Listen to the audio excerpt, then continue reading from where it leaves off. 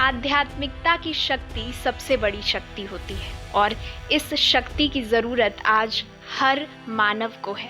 आध्यात्मिकता के पथ पर चलकर भगवान को प्रत्यक्ष करने का बीड़ा उठाने वाली ब्रह्मा कुमारी की एक ऐसी ही हस्ती आज हमारे साथ मौजूद हैं। हमारे इस खास कार्यक्रम में उनसे बातचीत करेंगे और जानेंगे उनके आध्यात्मिक सफ़र के बारे में, कैसे वो इस आध्यात्मिक क्षेत्र में इतने आगे बढ़कर भगवान का नाम प्रत्यक्ष कर रही हैं। हमारे साथ हैं बीके डॉक्टर रीना।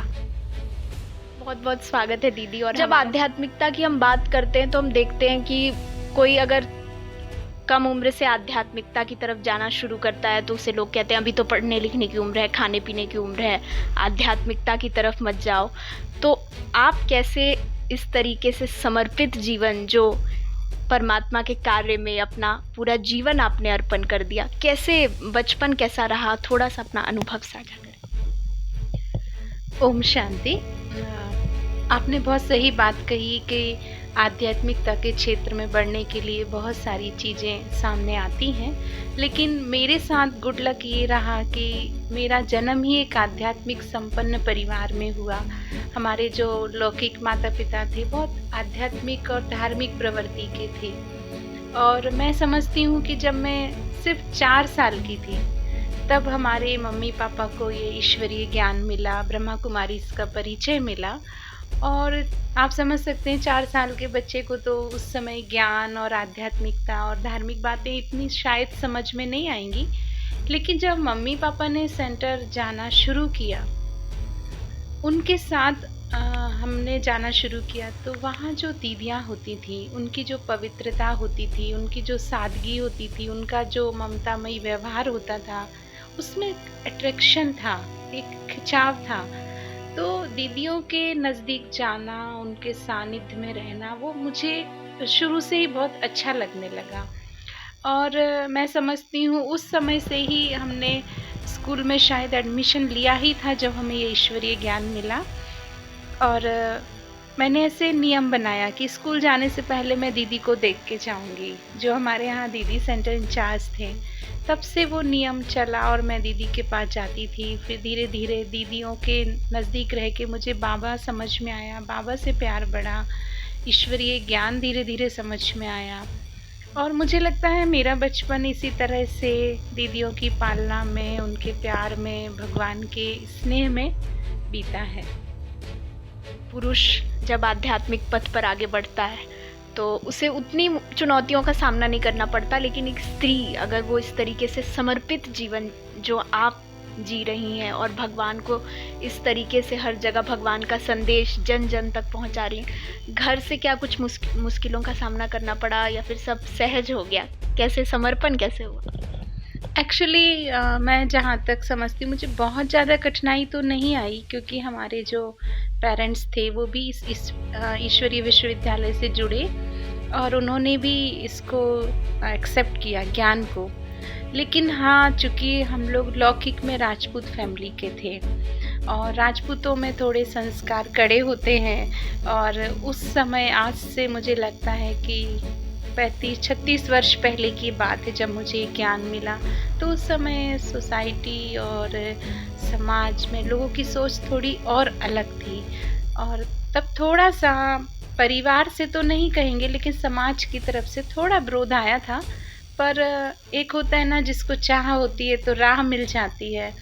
तो चाह इतनी मजबूत थी तो रास्ते निकलते गए और सारे ईश्वरीय मार्ग पे या आध्यात्मिक पथ पे आगे बढ़ते गए। और फिर मुझे लगता है धीरे धीरे तो लोग भी सहयोगी बन ही गए थे, और सबके सहयोग से, सबकी दुआओं से ये आध्यात्मिक सफ़र बहुत आगे बढ़ा और आज यहाँ तक पहुँचा है। ब्रह्मा कुमारी संस्था जो देश विदेश में इतनी सारी शाखाएं हैं, इतने वृहद रूप में फैला हुआ है ये संस्था, पर अभी भी कुछ ऐसी भ्रांतियां हैं जो लोगों के बीच मौजूद हैं।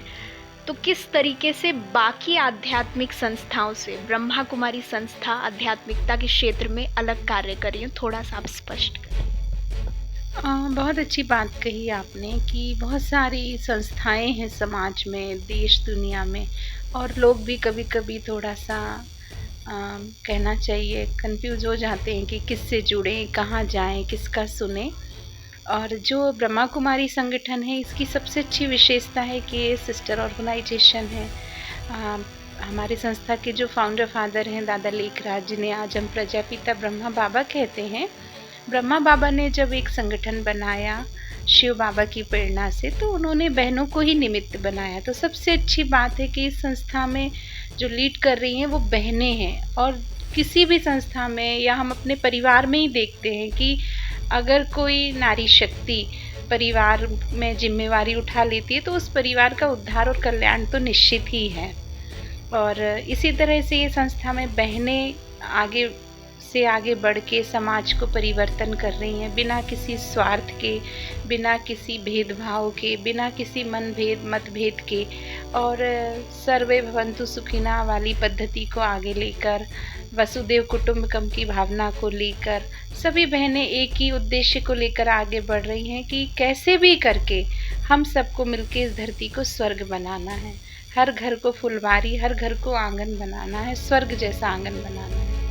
तो इसमें बहनें आगे चढ़ के बहुत विशेष कार्य करती हैं। अंतिम प्रश्न मेरा ये है कि जो भी लोग आध्यात्मिकता के क्षेत्र में आगे बढ़ना चाहते हैं या एक शुरुआत करना चाहते हैं वो अपने जीवन को बदलने की, अभी वो सेंटर पर भी नहीं जा रहे हैं, घर पर उन्होंने ये इंटरव्यू देखा या कहीं पीस ऑफ माइंड पर कुछ देखा और वो एक बदलाव लाने के लिए तैयार हैं अपनी लाइफ में, क्या पहला स्टेप वो लेंगे या फिर कुछ ऐसे पॉइंट्स आप जो हैं वो शेयर करें?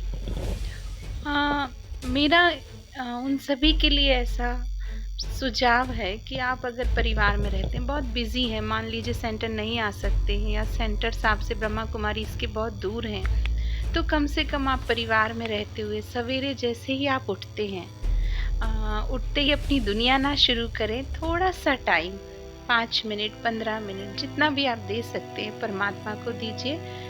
उस सुप्रीम गॉड के साथ गुड मॉर्निंग करेंगे तो पूरा दिन हमारा गुड डे होगा। और जब हम रात में सोने जाते हैं तो दिन भर का अपना चार्ट देख के अपने आप को चेक करके परमात्मा को सारा चार्ट दे के फिर सुकून की नींद में सोना है। तो जब एक अच्छी शांति वाली नींद होगी, भगवान को सब सौंप के हम सोएंगे तो नींद अच्छी होगी, तो मुझे लगता है कि दूसरे दिन की शुरुआत भी अच्छी होगी। और मेरा ऐसा भी मानना है कि आप अच्छा सोचिए, अपने शरीर के लिए, अपनी आत्मा के लिए कुछ मेंटल एक्सरसाइज, कुछ फिजिकल एक्सरसाइज करिए, तो आप बहुत अच्छे से अपने जीवन को जी सकते हैं। ओम शांति। बहुत बहुत धन्यवाद दीदी, इतनी सरलता से आपने सारे हमारे प्रश्नों के उत्तर दिए और ज़रूर दर्शक जो इंटरव्यू जिन्होंने देखा उनको ज़रूर कुछ ना कुछ लाभ मिलेगा और वो अपने जीवन में परिवर्तन लेकर आएंगे। बहुत बहुत धन्यवाद।